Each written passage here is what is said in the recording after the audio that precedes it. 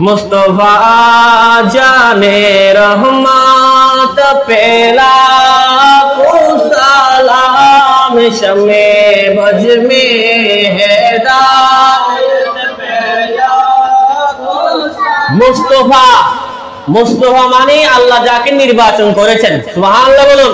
মাদ্রাসার ছাত্ররা বুঝবে মুস্তফা এটা হচ্ছে বাবে ইফতিয়াল থেকে ইসমে মফউলের ওয়াহিদ মুযাক্কারের সিগা জানে রহমত রহমতের জান।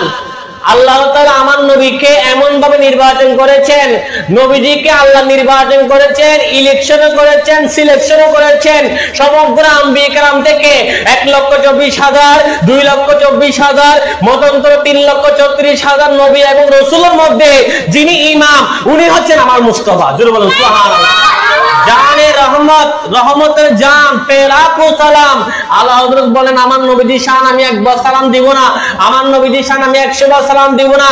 আমার নবীজি এমন নবী, আমার নবীজি রহমতুল লিল আলামিন, নবীজি শানে আল্লাহ হযরত লক্ষ লক্ষ সালাম দিয়েছেন সুবহানাল্লাহ। এরপর বললেন শামে, শামুন মানে মোমবাতি। কি বাতি ভাই?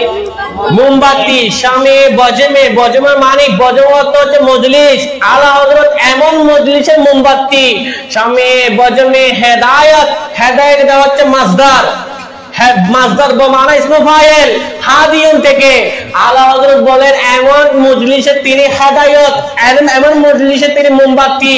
কিতাবের মধ্যে রয়েছে, গবেষণা করলে দেখা যায় এটা কোন মজলিস ছিল। সকল আম্বিয়া کرامের মধ্যে, সকল আম্বিয়া کرامের মধ্যে যিনি নেতা ছিলেন, যিনি লিডার ছিলেন, উনি হচ্ছেন সকল মজলিসের আম্বিয়া کرامের মধ্যে তিনি মোমবাতি ছিলেন, প্রদীপ ছিলেন। জোরে বলুন সুবহানাল্লাহ। আলা হযরত ইমাম আহমদ রাজা খান ফাজলে বেরেলভী রহমাতুল্লাহ আলাইহি তিনি একবার হজের মধ্যে গেলেন তার আম্মা জানকে নিয়ে হজ করতে।